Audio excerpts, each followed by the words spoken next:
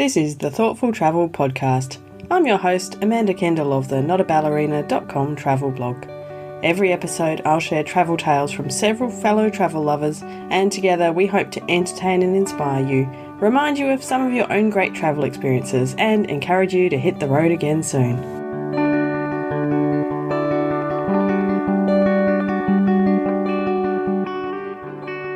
So let's get started. I'm excited to kick off this month's book club for thoughtful travellers, especially because we have our actual author here today. So a huge welcome, Mary Morris, live from New York, and the author of this month's book, All the Way to the Tigers. Well, if we're doing this, I'll do it too. So. Snap. Thank you, It's Amanda. good. Probably we've all read the book. Yes, I have read the book. So yes. I shared a quote on Twitter the other day of someone saying, write about what you love.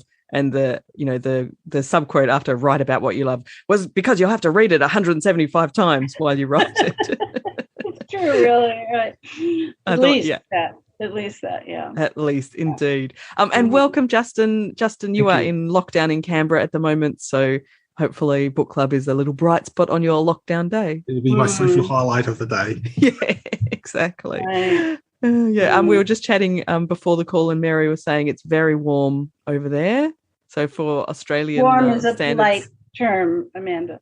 Sorry, warm, yes.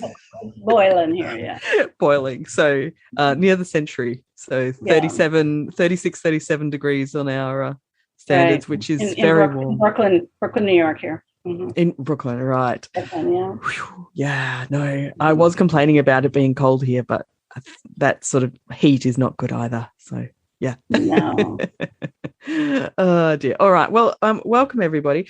So welcome anyone who's watching live especially. And if you have any comments or questions or just thoughts about the book, things you want to ask Mary, things you want to share, then please just pop them in the chat and we will have a look and see what you've said. So I want to get stuck into this book because I found this book actually by accident, which is the best way to find a good book, I think. My local library is exceptionally good at, I think it's almost good at ruining my free time because it takes up so much time to read the books I discover. I walk in just to pick one book up that I've reserved, and they have this amazing shelf where they put, recommended reading up, and inevitably they seem to know exactly what I want. And so it must be 6 months ago now, I picked up the hard copy of All the Way to the Tigers thinking, looks interesting. And I devoured it, within a day because it was fabulous. And so now that the paperback is out, I thought it was a great time to have it for book club.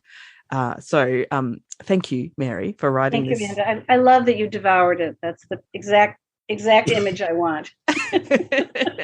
It's very tigery, isn't it? Very tiger-like. Very wild. Now, I want to start off by chatting about things that go wrong. Now, it's a funny thing, human nature, because when I publish podcast episodes about things going wrong, they tend to be the most popular episodes. I'm sad to say. So last week I had an episode where Henry Gold was nearly killed by an elephant, which trampled across his bicycle as he was, just gently cycling past. Also in India, actually. Oh my God. Mm. But people loved this episode. I got so many private messages about it. So people love when things go wrong. And there's quite a few things that go wrong in All the Way to the Tigers. Things like kind of the impetus even for going is the fact that you had it. Yeah, I think things go wrong right from the beginning. But if I forget, I have one thing. Years ago, I was in an anthology. Called Bad Trips, which is an awesome name. And the whole idea was that the only good trips are the bad trips, and the only memorable travel moments are the ones where things go wrong. So it's an anthology about things going wrong. Things went wrong from the start. So I was on a sabbatical. It was my first sabbatical in 14 years when I did not have a child at home. And I had planned to do something that I had been wanting to do for almost 2 decades, which was be a nomad, wander, do whatever I wanted. I mean, I'm a traveler. I didn't have any, I was free. And the very first day of my sabbatical, I turned to my husband and I said, let's go ice skating. And 2 hours later, I was in the emergency room. I had completely shattered my leg. not only didn't I go anywhere for the next 3 months, but I spent my entire sabbatical on disability. And I had a very, very long pity party, canceling every reservation I'd made all over the world, Riyadh's and Morocco and flights all over and ferry rides and just canceling. And I have to say, everyone I had to cancel with was incredibly kind. I never met any resistance except my own. You probably sounded quite heartbroken as you were canceling, so they took pity on you. I was probably crying. I was actually, I from this distance, this was in 2008. So from the distance, it's funny, but it was anything but funny. I bet. And it was such a terrible accident that the doctor didn't even know if I'd ever walk again. So I will tell this very quickly. So here I was really derailed. I mean, talk about a detour. And also, I just want to add that at the time I was worried about jury duty because I'd gotten called up for jury duty, and I was calling people and saying, how do I get off of jury duty? And a friend came over and she said, Mary, you were worried about jury duty? I mean, look at you, like you're not going anywhere. I was like, thanks, Yeah, thanks. Yeah. So anyway, it was Easter Sunday. I'd been laid up for about, almost 2 months. I'd had one surgery. I was scheduled for another. My husband's a journalist. He works on Sundays, and I was alone. I was home alone on my couch, feeling incredibly sorry for myself. And I was reading Death in Venice. And this is what I'd like to say to all writers and every creative person out there. If something feels like a bolt of lightning, pay attention to it. And I was sitting there reading, and I thought, I just was so miserable. And I came to a line in Death in Venice, which read, he would go on a journey not far, not all the way to the Tigers. And I just sat there and I couldn't move, and I read it over and over again. And I said to myself, if and when I walk again, I will go all the way to the Tigers. And I didn't know what it meant. I didn't know if I would physically go or if I was a metaphor in my life. I mean, I didn't know what shape it would take. And, this was in 2008, and I published the book over a decade later. So it gives you a sense of the gestation. But so that was definitely the first detour. And then just for, as you know, Amanda, that in the book, when I left for India, I was quite ill, and I certainly didn't get better on that trip. I had terrible bronchitis. And so there were just a lot of elements of this trip that were very difficult, but I wouldn't trade it for anything. So I was going to say, I think even today, you look at what's going on in the world, and I know many people have cancelled trips, and some of them would have been planning them for years. So there's something in it about doing it when you've got the opportunity to do the trip that or whatever it is in life you really want to do, because as you found out when you broke your ankle, you couldn't go anywhere. And then when you had the opportunity, it seems to be always best to just take that opportunity when you've got it, rather than just think, I can do it later on, because you just don't know. You just don't know when you will be able to get that opportunity. I mean, I think COVID has really taught us that. And I've heard this. I really think you articulated it beautifully, Justin, that really, when we can, we should. And if we can't, we have to be mindful of not being able to. But, if it's there, I've always wanted to go to Africa. And as soon as it's really okay, I'm going to do it, because I'm not going to wait for my grandchildren to grow up to go to Africa. I want to go. So yes, we have to. And that can be true of many, many different aspects of our lives, not just travel, but just, so thank you. Yeah. Oh yeah, absolutely. Yeah. And I really love the genesis of the whole book, the whole trip as well. Just that lightning bolt idea has, really resonates with me. I think that you just never know what the impetus is for certain things in life, but when you have some idea, to follow it through is really worth doing and really satisfying. So, yeah. There are moments in my life, and I think this is one of them, where I said, no, I'm not going to do that. Go away. I don't want to do that. That wasn't my plan. I had a different plan. But if it's like a snowball run, once I had that sentence in my head, I somehow couldn't walk away from it. It was just going to happen. It's like meeting someone at a party and knowing you're kind of going to fall in love with that person, but you don't really want, it's just like, how do we move forward in our lives? And sometimes you just have to really trust that impulse that goes through you in that strong, powerful way, and not ignore it, Yeah, absolutely true. Yeah. So true. I was really fascinated by how you structured the book, and partly because it resonated with me because my brain kind of likes to jump around from.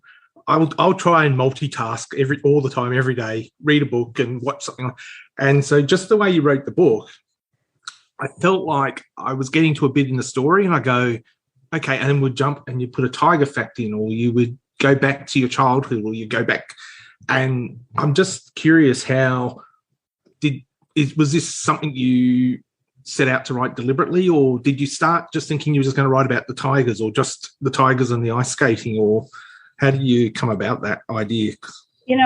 It's a really great question. And I love answering this for readers and also for writers, because when I first wrote the book, the structure was never in my mind in the early stages of writing it. I began writing it shortly after my accident so I keep copious journals, and actually my computer is sitting on my current journal, which I would love to show you, but I have to move the computer. But I keep these. I'm going to do that. I keep these. Yeah, show me. I love seeing people's journals. I have this great big journal, right? So I keep pretty. These journals. I keep physical journals all the time.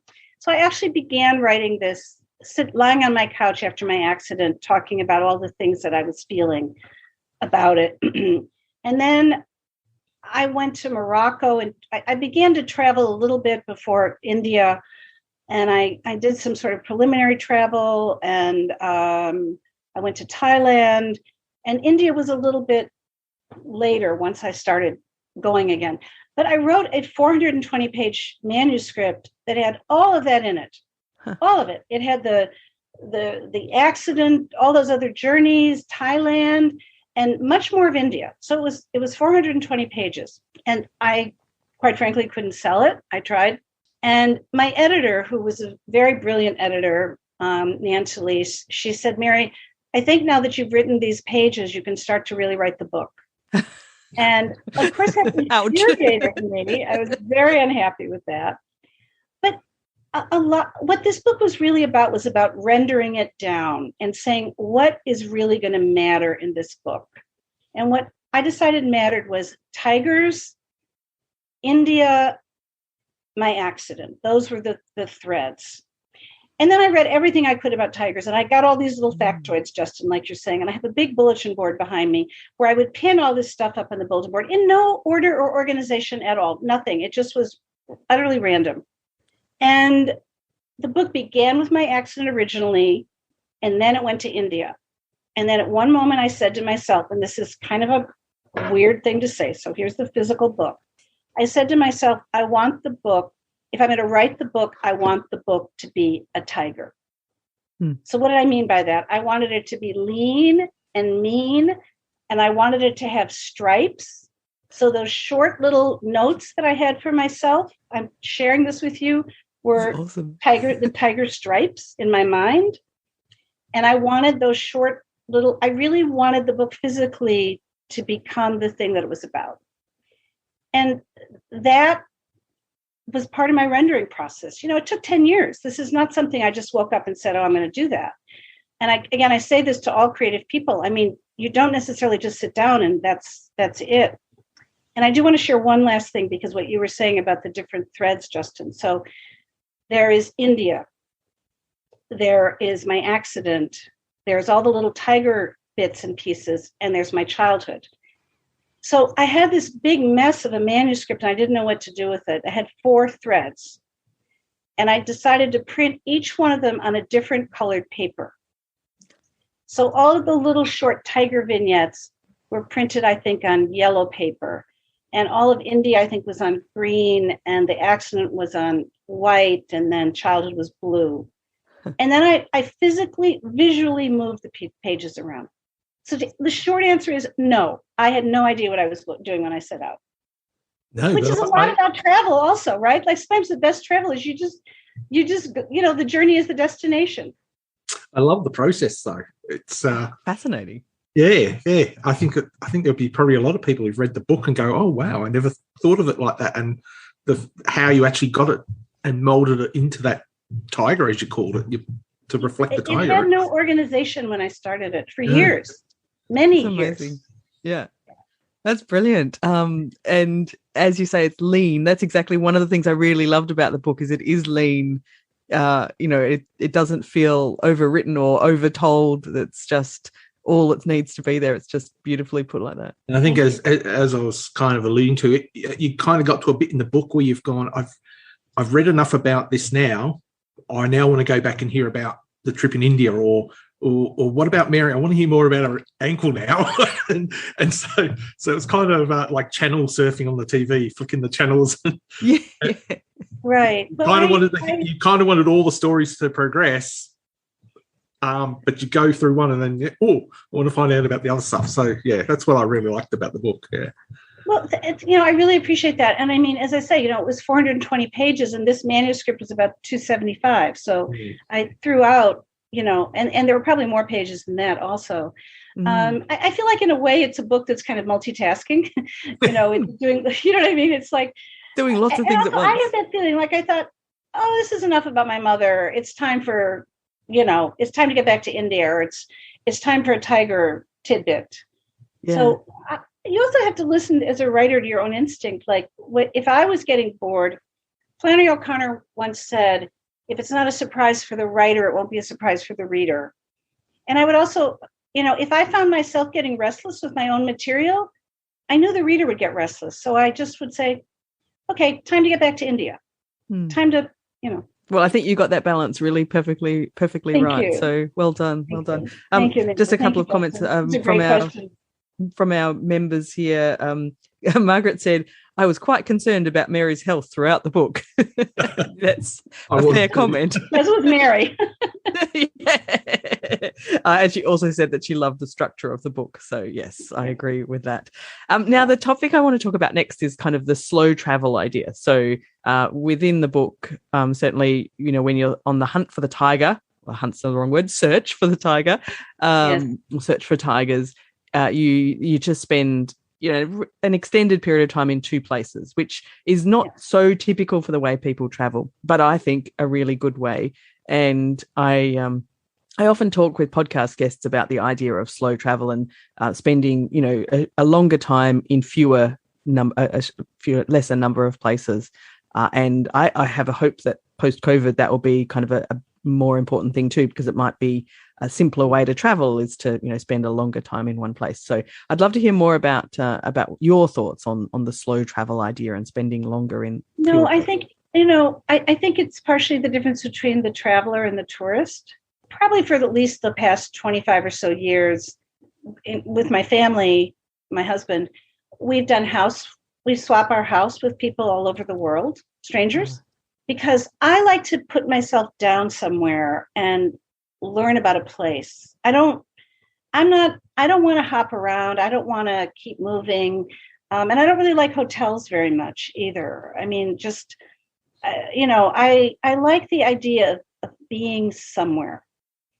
And that was really worked for me in India. I had a really good chunk of time in Pench with my guide, Ajay, who was phenomenal. And quite frankly, if I could have stayed, if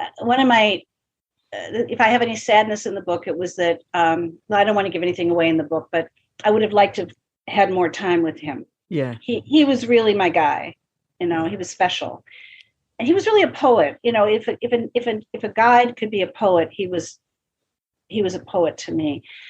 And I think there's a lot about just, one of the things I say in the book is that if you move the letters around in the word listen, it becomes silent.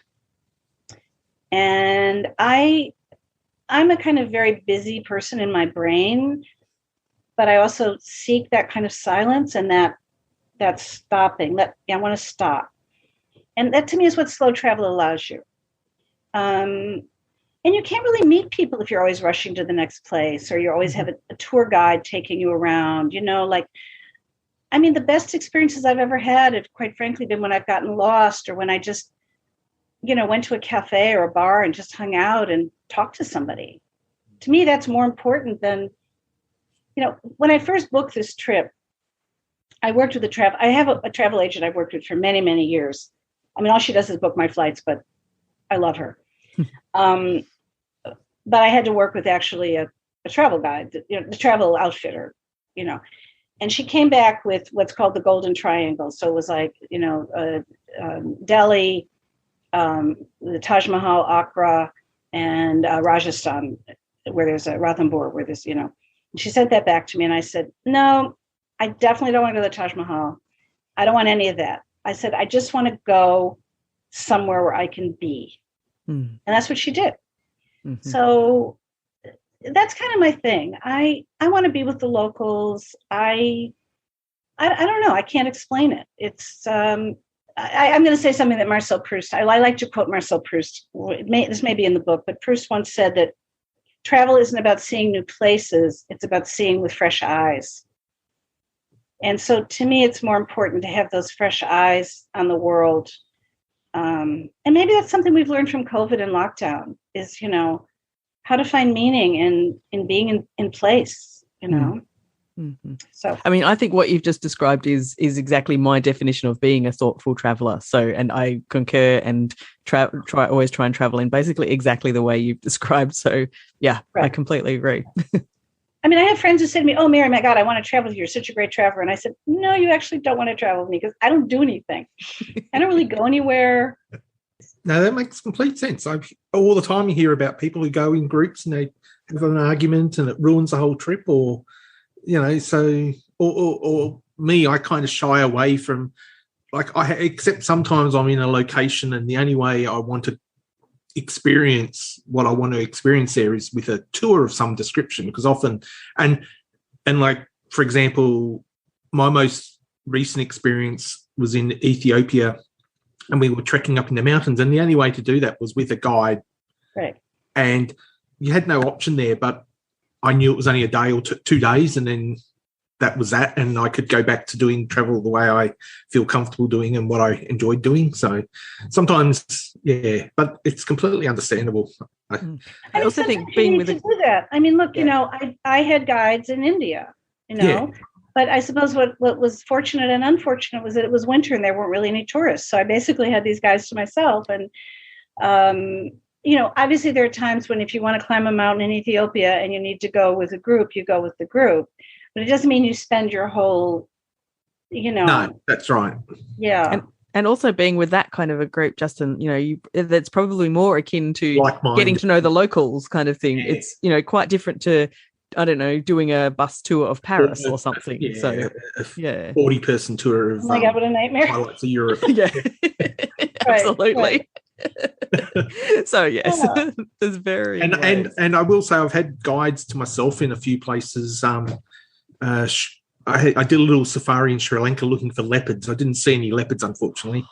But my guide, because I was the only person with my guide, and the cost of the Jeep was the same price. So he asked me what I wanted to see, and I said, well, I don't want to go where everyone else is going. So he took me to a lagoon, and we saw herds of elephants. And around lunchtime, we stopped somewhere, and there were some other people, and someone said to me, "Oh, this park's not very good."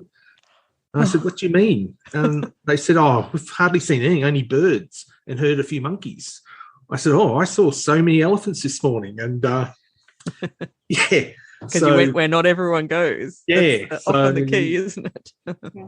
I mean, it was like there was a moment in All the Way to the Tigers when, I got this guide, Ajay, and I was only supposed to have him for that one day because of the way that guides are set up. And then I wound up having to sort of, bribe other guides in order for me to keep Ajay with me. And there was a moment after 5 or 6 days, we hadn't seen a tiger. And they took me to this place that was one of the most beautiful places I've ever been. And it was this bucolic watering hole. And there were, all kinds of animals and birds and water buffalo and wild boar and beautiful antelopes. And we just sat there in quiet. And I said to them, why did you bring me here? And they said, because you want to see everything. And they said, most people only come for the tigers, but you want to see everything. And that was enough for me. That was the perfect moment. So I totally understand. I know big cats, tigers, lions, leopards, cheetahs. They just don't wait for you to turn up to see them. So they're, they're hard to find. So, you can never go in with expectations that you're going to see it straight away. And I think you did probably the right thing going for so many days in one place, because that's what they all say, you need to take your time. You need to come here for several days. You're not just going to see one. Right. It's not like an amusement park where they're all lined up waiting to see. So, I mean, one of the important metaphors in the book, which is something that Ajay said to me very early on, and I mean, I'm a writer and I began as a poet, so these things become metaphors for me. He said, "You don't look for tigers, you look for signs of tigers." And I took that very deeply to heart, because it's not like you go, "Oh, I'm going to find the tiger," but sometimes it's the things you find around finding the tiger that become the real beauty of your journey. That that's why if you only have this destination in mind, you might be missing the elephants, and all the other things that are beautiful that, so.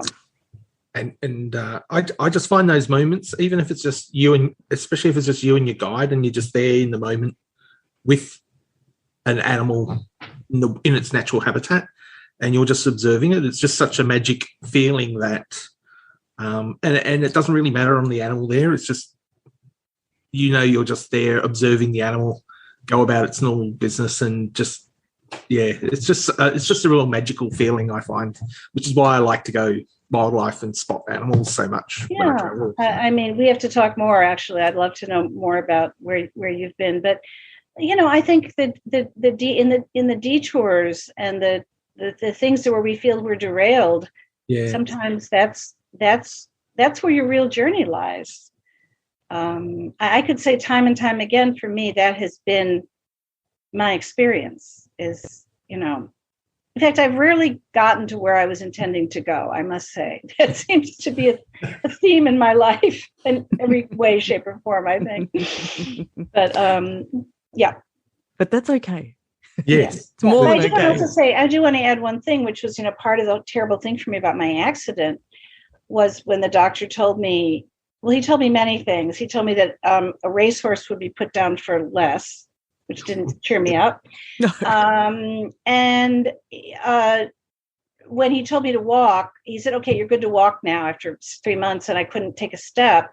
And I went back to him a few weeks later, and he said, "Well, what do you mean by walk?"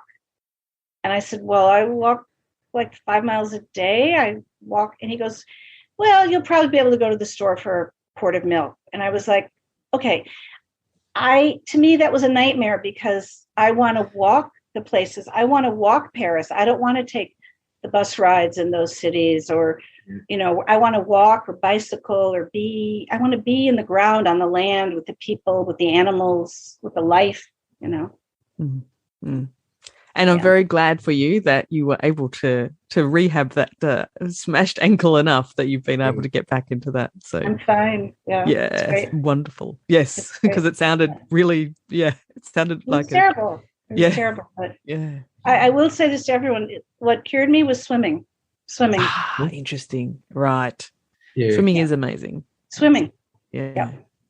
But I just think that sometimes we have to let go of the idea that, we have an itinerary, or we have a thing we have to see. And if we can let go of that, then sometimes the other thing is, even better. Even better. But we often don't realize we've seen it, Yeah. Mm-hmm. Yeah, I think that's very true. Often you go away somewhere, and what you think the highlight of your trip's going to be wasn't actually the highlight. It was something else you've discovered on the journey that you found far more interesting and enjoyable. There's a lot to be, walking enables you to find these things, or even just talking to the locals, and they'll say, "Oh, you should go do this if you like that." And especially because a lot of travel highlights are tailored for the larger audience, whereas you might have particular interests and allowing time. So making sure you've got that time built into, you don't have an overscheduled trip where there's no time to discover these things. That's so important. Exactly. Yeah. That's a nightmare. I think if someone gives me an itinerary, I mean, it's sort of like the thing where people say, oh my God, you've got to go to this restaurant, you've got to go to this place, you've got to go there. And then what you really find is that you stumble into this little place on the corner, and it's like where you're going to go to all the time, or you find that, you have to make your own discoveries. What's the point if someone else is making them for you? Mm-hmm. Yeah, absolutely. That's boring, I think, anyway. Totally I think there's sometimes when you've got a limited amount of time, and there's, and resources, and, I'm pretty lucky in my life and in my career that I'm privileged and that I can do this. I will add, I work very hard to get to this place where I can do this, but, I feel very privileged. And I think, there are times when you're only going to have a week's vacation. And so it might make sense to have that, that bus tour, more that scheduled, tour, but be sure you have time for yourself. And I always say, I think the week's vacation's probably quite common, especially in countries where you don't get a lot of leave. But I always say to people, it's like that week, you're going to have a great week of travel regardless of what you see there, because you don't have to try and get around the whole country to enjoy that 1 week. So if that 1 week was just in a couple of towns or something like that, you're going to find things that you're going to love doing in that week without, getting on a train, overnight train, bus, or flying to another city and then flying and trying to see the whole country in 1 week. Right. You're going to have more unenjoyable time because waiting in airports it's not necessarily. And the stress and the rush of it all, if you're trying to get around and see everything, it's much, much less pleasant. Yeah. Right. So, I mean, I think it's really, I haven't done this, but I have a friend who's, she's single. She travels all over the world. And the way she does it is she'll book 3 weeks somewhere where she wants to go. And 1 week of it will be a kind of guided tour. And then on either end, she'll allow herself to have that free time to roam and find things and so on and so forth. And that works really, it's a good compromise, really well for her, And I think we have to make those adjustments for what our needs are and our levels of comfort and discomfort and exactly, all of that. Yeah, for sure. Yeah. I think though, I think it's just the whole flexibility of what you're doing when you're traveling, because as we know, things go wrong. And so you've got to be able to, rather than get all upset that something has gone wrong and it's ruined your day, or you just got to find the positive and find what you can do to get around it. And, things aren't always going to go right. And that's a good thing, really. Let me share an anecdote. This was a long time ago, but I was taking the Trans-Siberian Railroad from Beijing. Well, I was supposed to go from Beijing to Moscow. It wound up being to Berlin, and that's a whole other story, which is part of this whole question of the detour and what is your destination and all that. But at that time, so the Trans-Siberian Railroad would stop it. So it went from China to Mongolia into the Soviet Union, et cetera, et cetera. When I was at the place between Outer Mongolia and Siberia, the train had to change its wheels because the grade of the track changed. Okay. So we could get off the train. I got some money. I was traveling alone. And I went back into my compartment, and a very tall, blonde Russian soldier came in, followed me into my compartment, and stood there. And I stood there. And he started looking at things I had on my bunk and different things. And he picked up different things. And I felt very, very uncomfortable. I was in a very uncomfortable situation. Mm. And I had a Walkman. That'll date me, but it was, a while ago. I had a Walkman, and he pointed to it, and I happened to have Rachmaninoff's Second Piano Concerto in the Walkman, and I put it on his ears, and I pushed the button, and he started dancing in my compartment and swaying back and forth. And then I flicked it out, took the tape, put it in his pocket, and he thanked me and he left. And it was, to me, a perfect moment. It could have been something else on a lot of levels, but that was fine. He left with Rachmaninoff's Second Piano Concerto. I had my integrity and my Walkman, and I went on my way.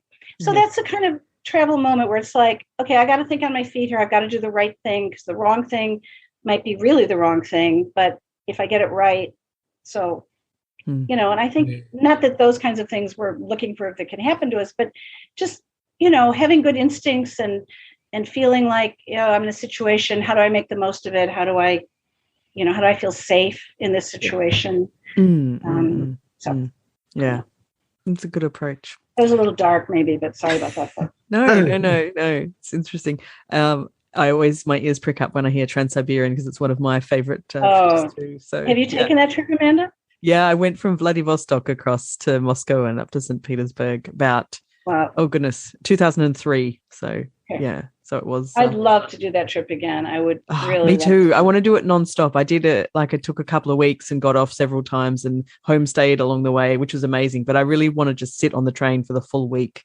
I just have this. It's a long train ride. It is. I just have this bee in my bonnet about doing it nonstop. Yeah. I mean, it's amazing. To me, a train is a narrative, it's like stories of everything, but also going back to what we were saying, I feel like I have kind of the mind of an 8-year-old. I mean, I want to see everything, and I want to stay longer than everybody else wants to stay. And you should allow yourself those opportunities when you're on the road, I think, if you're a thoughtful traveler. 100%. Right? Yeah, I think probably Justin and I could probably both agree we have the minds of 8-year-olds when we travel. Definitely. Best travelers have the minds of 8-year-olds. Yeah. Well, I mean, I've got an 11-year-old now, but when he was an 8-year-old, we did do a lot of traveling, not so much in the last 2 years, but absolutely, that was exactly how he sees the world as well. Always wanting to know more and duck down funny little alleyways, or, just be and and learn. So, yeah. Unfortunately, I'm married to someone who I've traveled with for over 30 years now, when I'm not traveling alone, who just understands that there's just going to be moments where I'm just going to stop for an hour and look at something, or go, no, we're not actually going there. We're actually going here, and just, whatever. That's okay. Yeah, it's okay. It has to be, right? Yeah, I think it's absolutely the best way. You have to be free, right? You have to feel free. Yes. Otherwise, what's the point? We're choosing to travel. It's not something that's mandated and we must follow a set of rules. It's for our own wonderful experiences. So, yeah, there's no point in traveling if you don't want to do it to feel free, because you can feel not free just, going to your job and being at home, right? Exactly. It's much cheaper to feel not free. It's much cheaper. It's definitely much cheaper. Oh, dear. Justin, do you have any last questions? Yeah, I think I was just wondering on your thoughts about tigers, and we hear, I think you answered all about the facts and how you had a wall of tiger facts, which is really amazing. So cool. And I kind of wish I had a wall of tiger facts now. But also, last year, there was this whole thing about people who, especially in America, who kept tigers as pets. And I think based on what I read in the book, you would not be a fan. You're not a fan of such a thing, because it just seems wrong to me that you keep such a majestic, or any animal, locked up just for your own pleasure. Right. A real misinformation or interpretation that people have is this thought that tigers will be extinct. Well, tigers will not be extinct, but they may be extinct in the wild, because a male tiger needs 100 square kilometers? A male tiger needs a lot of room for its territory, a lot of room. I don't have the number in front of me right now, but it's a lot of room. And there just isn't that much room left in the world. And that's one of the reasons why tigers are among our last truly wild creatures. They are solitary apex predators. Yeah. But there are over 12,000 tigers, for example, in private collections in the United States. Wow. Now, the purpose of them is, in my opinion, nefarious. But, some people have them as pets. Some people actually hunt them on their land.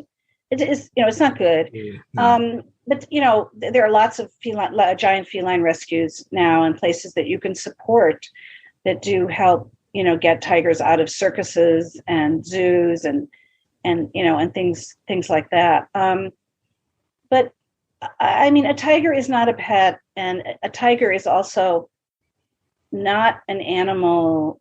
It will not be your friend. It will always be a wild animal. Yeah. As Siegfried and Roy found out, he had trained that tiger for Manticore for years, and it turned on him, and who knows why. Yeah. So we need to embrace our wild creatures and support them and support the wilderness and the wildness. Yeah, keep some environment for them. Yeah. Let's keep some environment, huh? Yeah. I think I know Amanda's done some podcasts recently on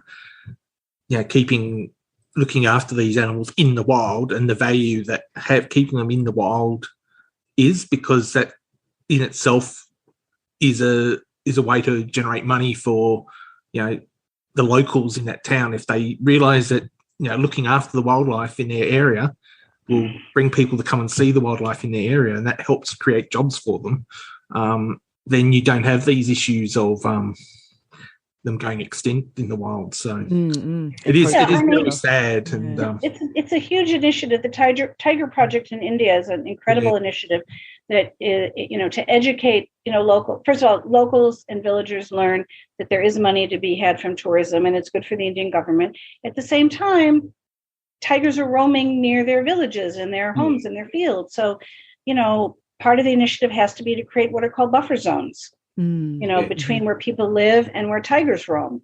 And sometimes that means moving a village away from the buffer zone. And there's a lot of resistance to that. So it's really striking a balance between what the local needs and economic needs and what it means to keep, tigers in the wild. Yeah, it's tricky, isn't it? But I remember in the acknowledgements, I think right at the back of your book, some of those the good organizations were listed, which I always like to hear about. Also on my website, it's awesome. MaryMorris.net. If you go to my website, on the first page of the website, it tells you some of the places that you can support if you're interested in tiger conservation, and they're good organizations, and I highly recommend them. Yeah, and as you said, the range. I think it's the range of the tigers. It makes it so hard to help them in the wild because they need such a huge range. And I think it's 100 square kilometers. Yeah, we're having per male tiger. Yeah, wow. And because I think of some of the things that I know have been done, even just in my area, and we've got this huge fenced off grassland area. For the small marsupials to live in, to keep the feral cats and dogs and stuff out. But as big as that area is for those creatures, to do something even like that for a tiger, and tigers can scale fences and stuff, and so it does start. Some of these animals, it does start to get very hard to. It's a huge challenge, isn't it? Yeah. So, I honestly hope I get a chance one day to see, a tiger. It's I can tell you, you can talk to me. We can talk about where to go. Yeah. I mean, it's a very big challenge, but also, quite frankly, the environment is a big challenge right now, and preserving habitat is a big challenge all over the world. And certainly in Australia, you've dealt with fires and things like that, and what these challenges are. So we certainly have it here. And if we don't make the earth better for all creatures, it's not going to be good for us either. No, absolutely right. So it's important, very important. Well, our time is almost up, unfortunately, although I would like to chat to you all day, Mary. But I have one last quick question. I want to know if you are working on another book. Please say yes. I am. So I'm not working on a travel book at the moment just because it hasn't come to me. Right. But I do have a novel under contract. I'm also a fiction writer. Yeah. And I'm working on a couple of novels, and I've written 5 travel memoirs about my journeys as a woman alone. Yeah. And I don't know if there's a 6th one of that exactly. So the answer in terms of a travel book is no, but I don't usually plan it. It usually just happens to me. It's kind of an accident. Well, I hope you have an accident a good like accident. That, then. Yeah, a good accident. I'm looking for a happy accident. Oh, that's good. Well, yes. Thank you, Mary, for joining us for our Thoughtful Travellers Book Club today. It was fabulous to talk to you. I feel like I could, I'm sure Justin and I would like to chat to you for about another 3 or 4 hours. But we'll so another time. Yes, we'll have to come back. For anyone who hasn't read it yet, here it is, All the Way to the Tigers by Mary Morris. Highly, highly recommend. Definitely one of my favorites. So thank you. It's so beautiful too. The tiger cover did it. I knew it was going to be good from the tiger cover. So yeah, it is a beautiful cover. The designer of that did a good job. So he did do a good job. I bet you were thrilled when you saw it. Have a great day where you guys are. And thank you, Mary. I just have a quick plug for our next book. So our next, it's a bit shiny. I also does yours work better? Mine's a bit shiny from that lamp. It is Pico Iyer's A Beginner's Guide to Japan, because of course regular listeners will know that I'm a bit obsessed with Japan, having lived there for a couple of years. And it's not a guidebook. It's like I don't know how to describe it. It's like lots of little amazing bits and pieces about Japan, and beautifully written, of course. So I haven't read it yet, so I can't wait to get into it. May I give a plug here to say that Pico Iyer is one of my favorite writers and people in the world, so I highly recommend it. He's amazing, isn't he? So he's amazing. Yes. So I've only just started this, but I'm so loving it already, and of course I love Japan as well. Special person. So. Yes, yeah, exactly. So I was so excited when this book came out that I thought, okay, it has to be on our book club. So so thank you once again, Mary. Thank you lovely. Guys very much. It was a pleasure. Okay, bye. And thanks, Justin, as always. And we'll be in touch. Bye-bye. Thanks, everyone. Bye. This has been another episode of the Thoughtful Travel Podcast. Show notes and other information are at notaballerina.com/podcast. Join me again soon for another chat about why we travel. Bye for now.